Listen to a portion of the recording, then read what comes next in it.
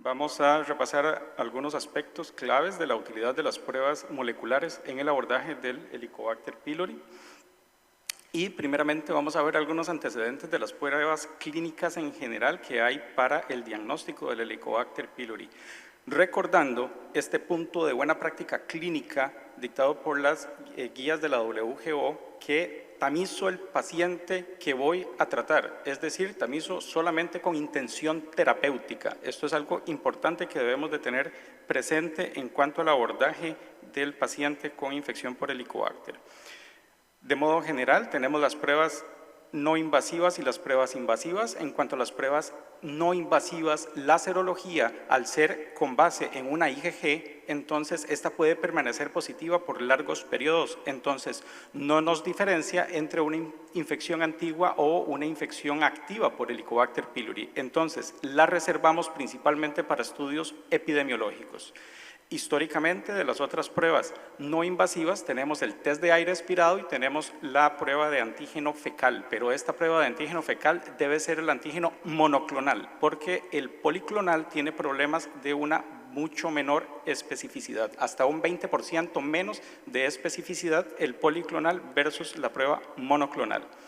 Ventajas del test de aire expirado y el antígeno fecal: pueden ser utilizados tanto en diagnóstico primario como para control post-tratamiento y tienen un costo relativamente bajo. Sin embargo, el test de aire expirado, al menos en mi país, anda alrededor de 2 a 3 veces más costoso que el antígeno fecal. Luego, de las pruebas invasivas, tenemos el test rápido de ureasa, la histología y el tradicional cultivo.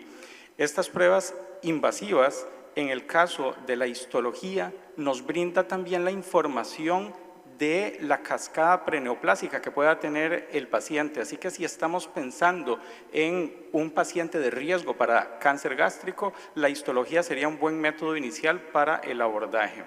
Y el test rápido de ureasa tiene la grandísima ventaja que nos da el resultado en pocas horas o de un día para otro, con unos buenos márgenes de sensibilidad y especificidad. Y lo que es el cultivo, que ha sido el método tradicional con el que contamos para medir sensibilidad o tasas de resistencia del Helicobacter, es una prueba que tiene la desventaja de ser muy costosa y que tiene muchos puntos en los cuales puede fallar este método diagnóstico. Y en cuanto a lo que es el cultivo, requiere de endoscopía sí o sí. Va a ser una limitante que tenemos, porque a veces por las distancias que pueden haber del sitio donde se toma la muestra a donde se realiza la prueba, donde se realiza el cultivo y las pruebas de sensibilidad antibiótica, pueden haber puntos de error en el transporte de la muestra. Y en el centro tenemos estas pruebas, lo que es la PCR y la NGS, que son las pruebas moleculares, el foco de esta charla, que vienen a representar unas pruebas de tipo dual, porque se pueden hacer tanto en el tejido gástrico como en muestras ya obtenidas previamente, en bloques de parafina o en muestras de heces. Y también nos brinda no solo determinar si hay presencia de Helicobacter, sino presencia de mutaciones de resistencia a ciertos antibióticos. Principalmente los que están más validados y con los que hay una mejor certeza van a ser los macrólidos y las quinolonas. Y vean ustedes que también nos resuelve un problema, que a veces hay algunos problemas dudosos en cuanto al antígeno fecal o a nivel de la histología o el test rápido de ureasa, y estas pruebas tienen una especificidad de casi el 100% para la PCR y definitivamente un 100% para el NGS. Entonces nos aclara de algunos casos dudosos que tengamos en cuanto al diagnóstico de si realmente está con infección activa por el Helicobacter pylori. Bien recordar que para cualquiera de los métodos diagnósticos debemos de recordar que hay que evitar cualquier tipo de medicamento antibiótico y sales de bismuto 4 semanas previo a realizar cualquiera de estas pruebas, y al menos unas 2 semanas de que no se utilicen los inhibidores de bomba de protones para cualquiera de estas pruebas. No hay ningún problema. Por ejemplo, el paciente típico va a ser el que tiene un reflujo severo y que necesita algo para tratar mientras se hace la prueba. No hay problema con la famotidina. No interfiere con estos exámenes, o al menos no de una manera significativa. Como les decía, el cultivo, que ha sido el método tradicional para evaluar resistencia, es muy costoso, es muy laborioso. Los microbiólogos realmente que esto es una prueba que no les es de su gran agrado, porque representa muchísimo trabajo y consume mucho tiempo a través de la semana o las semanas que estén desarrollando este cultivo. Sin embargo, ha sido la prueba que permite un análisis fenotípico y también genotípico, porque a esa biomasa que se recupera se le pueden realizar pruebas moleculares. Entonces, actualmente se recomienda para evaluar lo que son los patrones de resistencia a nivel poblacional para guiar las opciones de tratamiento en una determinada región. Sin embargo, debemos de recordar, como les mencioné, que el proceso del cultivo puede fallar. Tiene muchos puntos, tanto en su ejecución para la toma de las muestras como para la elaboración propiamente a nivel de laboratorio, donde puede fallar la recuperación y la elaboración de las pruebas de sensibilidad. Entonces, es una prueba que tiene sus fallos. Y también recordar que para algunos antibióticos, y el ejemplo por excelencia de esto va a ser el metronidazol, que haya resistencia in vitro no necesariamente va a querer decir que pueda haber una falla terapéutica in vivo. Y en el caso de medicamentos como los macrólidos, no necesitamos de una prueba de cultivo o de ninguna prueba si ya el paciente se ha expuesto a estos medicamentos para determinar que haya resistencia. Se infiere que hay resistencia si ya se expuso previamente el paciente a estos grupos de antimicrobianos. Entonces, vamos al foco, que son las pruebas moleculares, y primeramente vamos a citar la PCR. Esta prueba de PCR en las guías de la WHO incluso se presentó como un punto de buena práctica clínica, porque viene a establecer un avance en el manejo de la infección por el Helicobacter pylori, porque nos dice de una manera pretratamiento si hay resistencia, si hay mutaciones de resistencia para algunos grupos antimicrobianos. Y los principales, los más certeros que se han desarrollado han sido la claritromicina y la levofloxacina. Los demás grupos de antibióticos, las mutaciones detectadas mediante PCR no tienen una precisión tan alta como sí lo han mostrado para los grupos de macrólidos y quinolonas. Esta prueba de la PCR es muy rápida, el resultado puede estar en cuestión de un día versus el cultivo que puede tardar hasta 3 semanas, y además la prueba de PCR nos dice si hay mutaciones de resistencia, una alta especificidad de casi un 100% y un mucho menor costo si lo comparamos versus el cultivo. Esta puede realizarse, como les mencioné, de una manera no invasiva,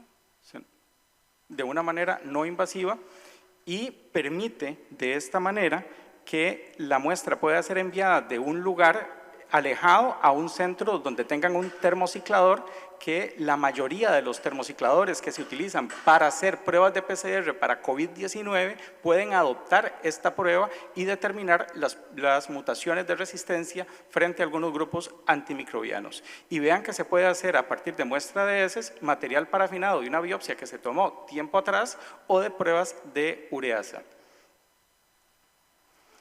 Este fue un trabajo que realizamos en nuestro hospital, donde evaluamos la utilidad de esta prueba mediante test de ureasa en medio líquido, porque esto es importante de tenerlo muy presente. No todos los test de ureasa son eficaces para realizarles esta prueba. El método que se ha visto que no funciona muy bien es el que es el test rápido de ureasa en gel, pero lo que es la prueba en seco o el medio líquido sí tienen una precisión excelente para la determinación mediante PCR de presencia de Helicobacter o de mutaciones de resistencia. Y en este trabajo que hicimos en nuestro hospital, vimos que la muestra conserva su capacidad diagnóstica conservada a temperatura ambiente y por periodos de hasta una semana. Es decir, esto nos da una gran versatilidad para poder enviar la muestra de un lugar a otro donde se cuente con la tecnología del termociclador para hacer la prueba de PCR. Y como lo ven acá, el grado de recomendación de este tipo de test es 1A en el consenso de Maastricht, y elaborar este tipo de pruebas a partir de tejido, como la prueba rápida de ureasa, tiene un acuerdo de 100% entre el consenso de expertos. Es decir, esto nos viene a marcar un cambio en el abordaje que tengamos para el Helicobacter pylori con estas pruebas moleculares. Ahí está una foto de cómo se elabora, al menos en nuestro hospital, los reportes de los diagnósticos moleculares para el Helicobacter pylori, donde nos dice la línea de puntos anaranjados, detectado el Helicobacter, y luego abajo vienen las 3 mutaciones más frecuentes de resistencia de claritromicina. Esas 3 mutaciones representan el 90% de los casos que hay resistencia de la claritromicina al Helicobacter. Entonces, por eso es que la precisión de esta prueba para macrólidos es tan buena. En el caso de esta paciente, doña Silvia, tenía una mutación detectada, entonces a ella se le ofrece una prueba, un tratamiento libre de claritromicina.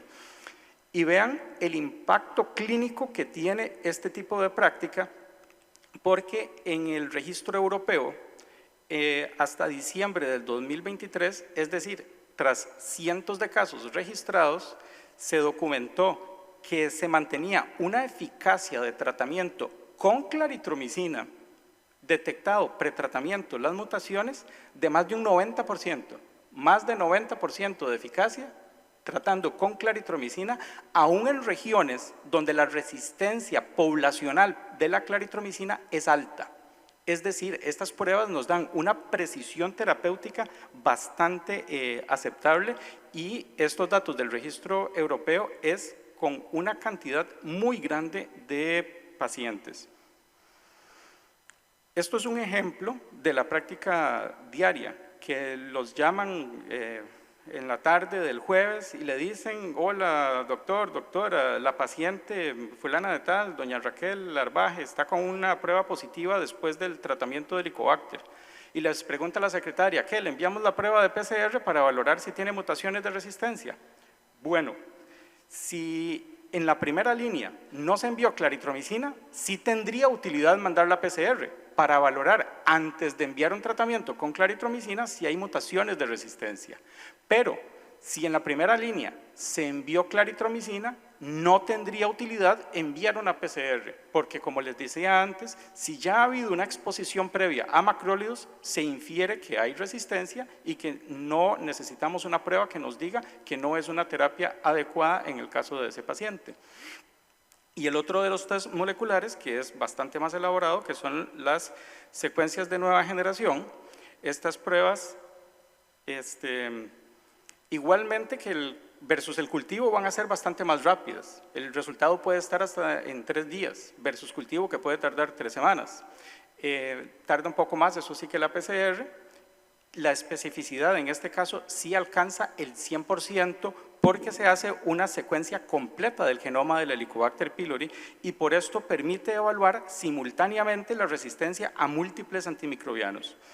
Este test también puede realizarse de una manera no invasiva, en los mismos que la PCR, tanto a nivel de materia fecal, material parafinado o del mismo test de ureasa. La muestra en estas condiciones puede permitir ese envío de un lugar a otro que se cuente con las herramientas para realizar esta prueba, que ya no es un termociclador, sino que estamos hablando de un secuenciador de nueva generación que está poco disponible en la mayoría de los países. Sí requiere personal entrenado, y el costo es lo que limita esta prueba, que sería la ideal, obviamente, pero es muy alto el costo. Para que tengamos una idea, más o menos anda de 450, 500, 600 dólares por un solo paciente hacerle una secuencia completa del genoma. Un punto que me pareció muy importante agregar en esta plática es el tema de la toma de biopsia dirigida para diagnóstico de Helicobacter pylori. Y es que algunas veces pueden haber algunos errores o algunos sesgos en la interpretación de las pruebas que se tomen o la recuperación del Helicobacter. Y resulta que acá en este lugar, en la curvatura menor, donde hay tanta atrofia, si tomamos ahí la muestra para diagnóstico de Helicobacter, hay alta probabilidad de que salga negativo. Pero si nos corremos unos 2 centímetros proximal, ahí vamos a tener alta carga de Helicobacter pylori. Entonces, tenemos que inferir algunos cambios donde sí o no está la infección por el Helicobacter pylori.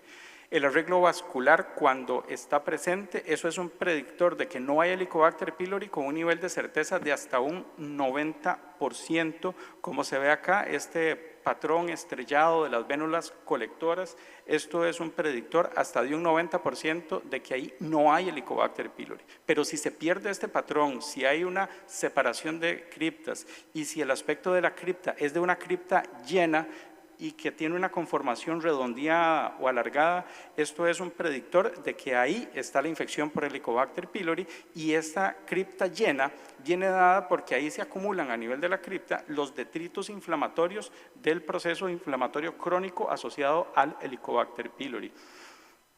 Este paciente, Sebastián, es un paciente que llegó hace unas pocas semanas al hospital a hacerse un chequeo, era su primer chequeo, paciente de 45 años, asintomático, pero vean que este paciente asintomático de 45 años, de un país de alta prevalencia de cáncer gástrico, ya tenía en la región proximal del antro un patrón agrietado de atrofia según la clasificación de Nishikawa, y tenía una alta colonización del Helicobacter pylori de predominio a nivel de cuerpo. Vean en la curvatura menor cómo está ese eritema en puntilleo y un patrón críptico de cripta alargada, cripta llena. Claro, este paciente, el test de ureasa, en cuestión de 3 minutos ya había tenido el viraje, a él también le hicimos prueba de PCR y con esto le dirigimos su terapia de tratamiento. Esta es el método de Kioto, porque en un grupo asiático hicieron una modificación de este método de Kioto para determinar la presencia del Helicobacter pylori. Ahí les pongo la referencia porque me parece que es un artículo muy conciso, muy completo y que nos cambia el concepto de dónde tenemos que dirigir la muestra. Vean ahí en la esquina superior derecha de ustedes, donde el patrón con arreglo vascular conservado es predictor 90% de que ahí no está el Helicobacter pylori, al igual que las zonas de atrofia, y debemos de elegir para tamizar por Helicobacter aquellas zonas donde los pliegues están engrosados, donde hay presencia de nodularidad, pérdida del patrón RAC y el eritema en puntilleo. Ahí es donde tenemos que dirigir la toma de las biopsias para el diagnóstico del Helicobacter pylori. A modo de conclusiones, tenemos el advenimiento de métodos diagnósticos con capacidad de detección de mutaciones de resistencia pretratamiento. Aquí es donde está la gran diferencia, que antes de que brindemos el tratamiento, conocemos si hay mutaciones, de si ese tratamiento le va a funcionar o no al paciente. Entonces, con esto definitivamente que cambiaron las reglas del juego para abordar el Helicobacter pylori, recordando que los antibióticos que la precisión está más alta van a ser los macrólidos y las quinolonas. Recordemos, el mejor tratamiento de rescate será determinar un buen tratamiento de primera línea, porque si no después ahí vendrá la secuencia de problemas con aquel paciente y cada vez que haya algún hit de tratamiento van a haber un desarrollo de mayor resistencia de la bacteria si esta no es eliminada con un buen esquema. Hay que conocer los alcances de cada una de las pruebas que existen para el Helicobacter pylori. Y esto importante, por eso me pareció de relevancia ponerlo aquí al final de la charla, tomar las biopsias dirigidas para tener una mayor certeza de dónde está presente el Helicobacter pylori y que aumente la rentabilidad diagnóstica de la prueba que estemos empleando. Y en cuanto al cultivo, él seguirá vigente, definitivamente, estas pruebas fenotípicas ayudan mucho y en el caso de nuestro hospital hicimos algunas pruebas para ver los casos que eran resistentes a claritromicina, cuáles tenían genes de resistencia, y la correlación fue de casi un 90%. Entonces, se cumple lo que se viene diciendo ahí en la literatura, en un país latinoamericano, y muestra esto que estas pruebas definitivamente nos vinieron a cambiar las reglas del juego y optimizar ese abordaje para los pacientes. Ahorita en la sesión de preguntas ahí podremos ampliar lo que ustedes gusten. Quedaron 30 segundos para el siguiente expositor. Muchísimas gracias.